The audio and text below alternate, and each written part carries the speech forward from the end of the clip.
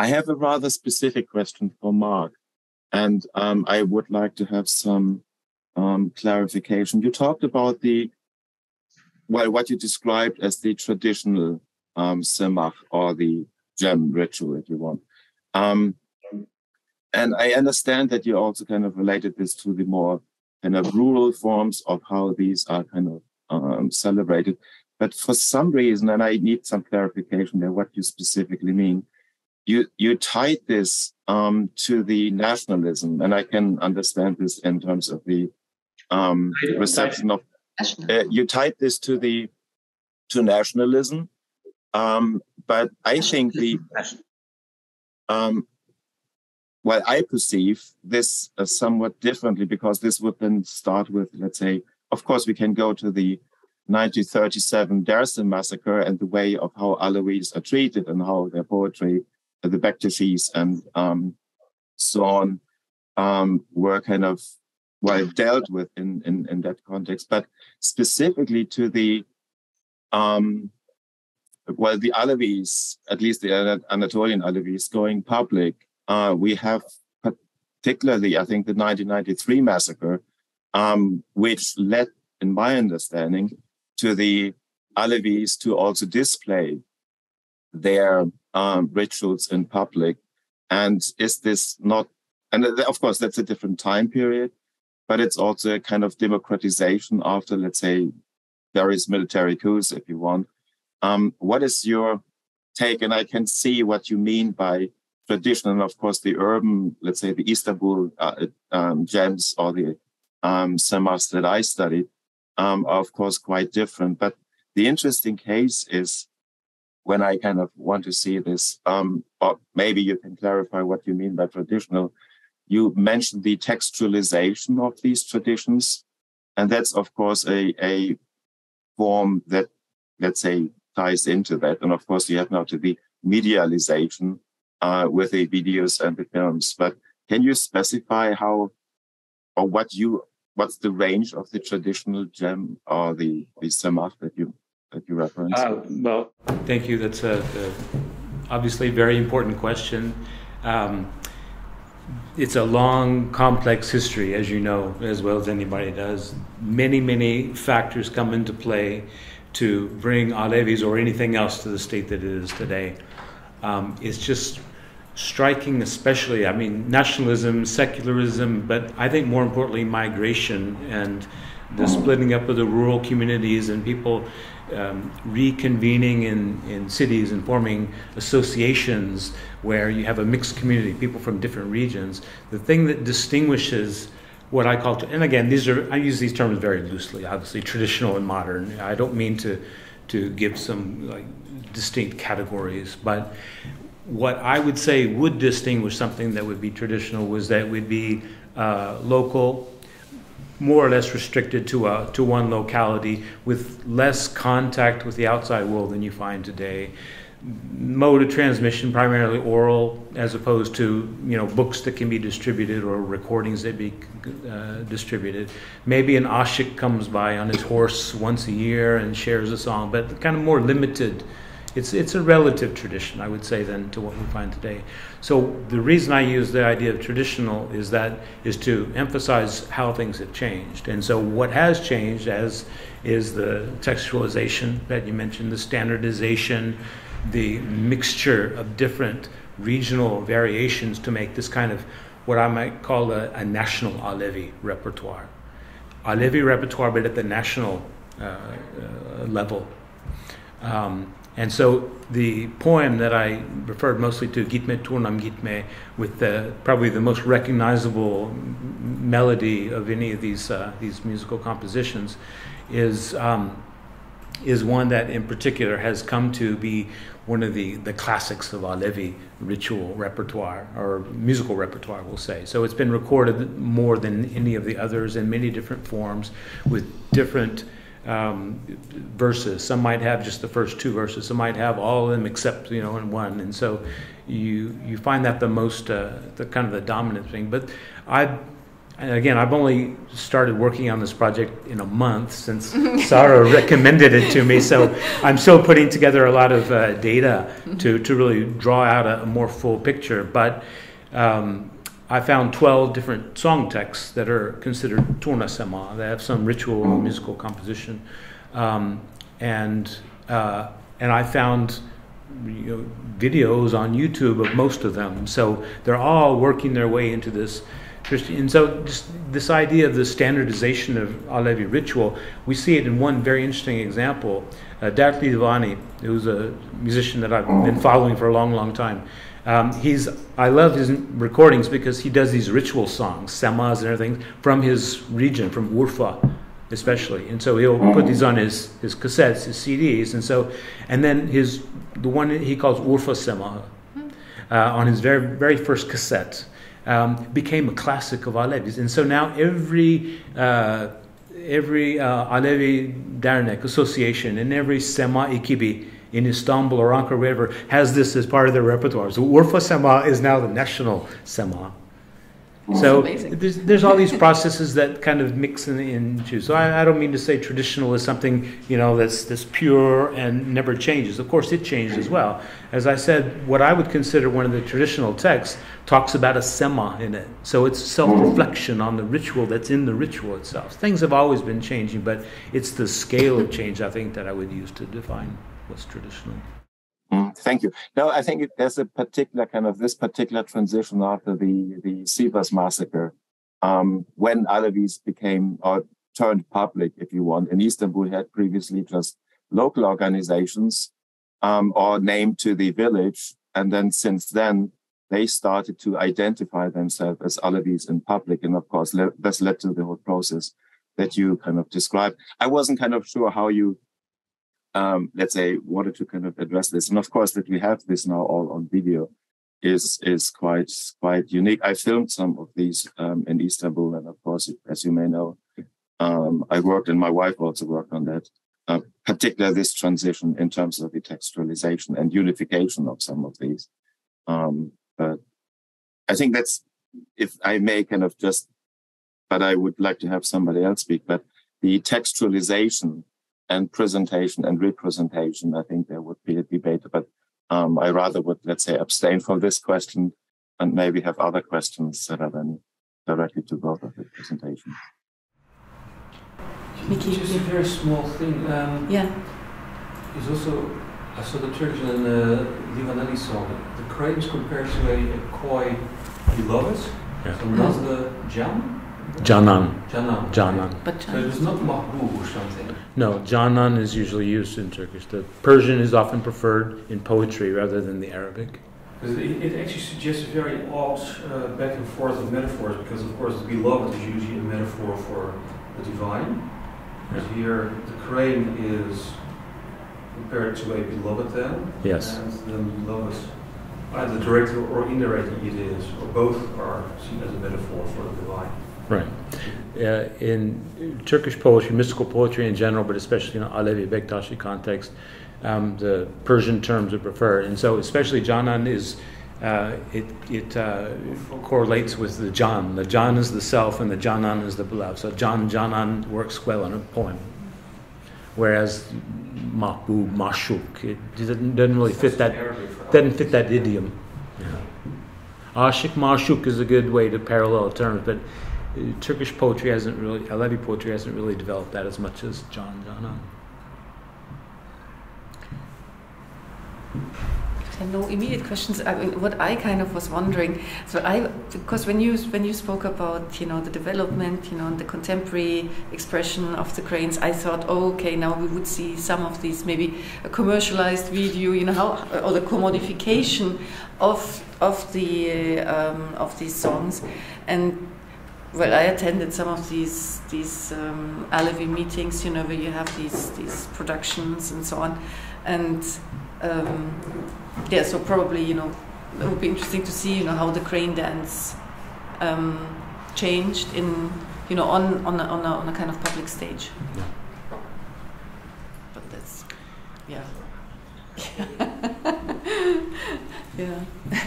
But one thing that I've noticed in the last few years, especially maybe the last 5-10 years, is how the recordings of ritual songs has really proliferated. I mean, there's always been Deish songs, Arif Sa and Soileau, all these people who sing Deish and record these and on cassettes and CDs. But now you're starting to get a lot more of the ritual songs, the Sema, and different varieties of Sema. And you're starting to see Alevi musicians playing on what I would consider traditional instruments, the old that only have 3 strings instead of 7 strings. And they're oima, they're carved out of a single piece of wood instead of yaprak. So they're trying to go back to this kind of authentic Alevi tradition in the instruments and the presentation of the song and the words and everything. Yeah, in that context too, it would be interesting to see, how, because they're trying to present the real ritual, so to speak. Then how that changes once it's put on stage or publicized. Yeah, open to the public. In what changes. Hi there. Do you have a question? Yes, I did have a question. Yeah. Hi. Yes, and my apologies if it was addressed, but I feel like it wasn't. My question is to both Mark and Jem, whether there is a plan to actually engage the participants who would be impacted by these aesthetics and to gauge their kind of qualitative response and to kind of verify what the impact of these aesthetics is upon them. Just wondering if there's a plan to kind of enter into that kind of exploration also. Jem? Yeah. Same good, Hocam. No. Okay. Many thanks for the question. And as I was trying to say, that the poets use quite different stylistic devices to include the addressees into the emotion portrayed. And so they're quite different ways. I made it a little bit short, but that's actually quite interesting. And they change the perspective. They use the we perspective very often. And sometimes they change the we perspective and the active imperative. So they are quite creative, including the addressees into the emotion portrayed. That's actually one of the main reasons why I thought, okay, this could be what Ali Hochschild called feeling rules. And they also address that the addressees and the recipients, they have to follow the rules. They do it indirectly, but there are many ways of expressing how the addressees are supposed to follow the rule.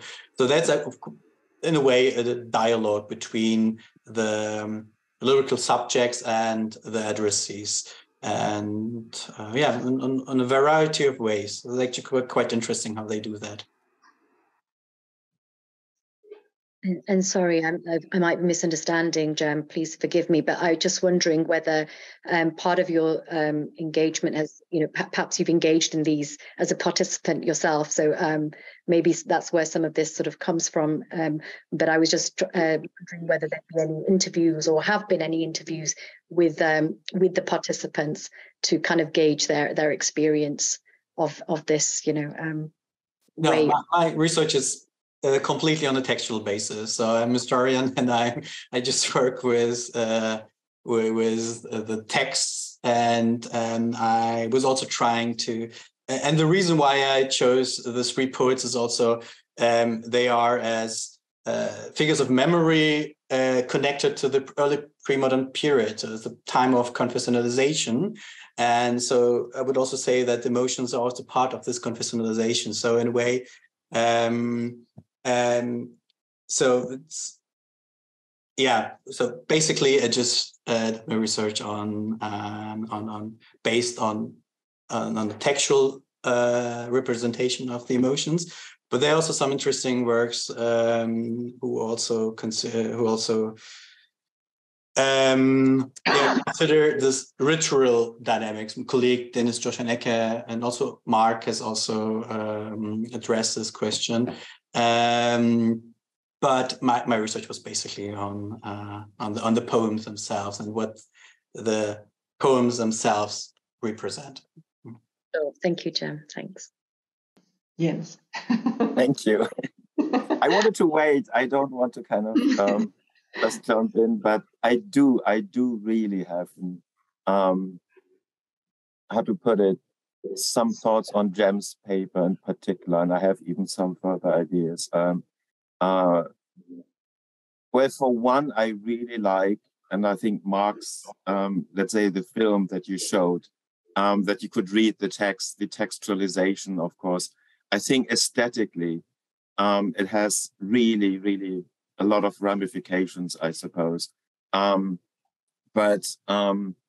Yeah, specifically, if you read, and I think Malinowski has this classical form that, let's say, it's not the myth that is to say as a text, but the reality lived. And I think that possibly speaks to some of these questions of textuality and that we are just detached from kind of these questions. I do like Mark's idea on presentation, but I also do like Jem's idea on representation.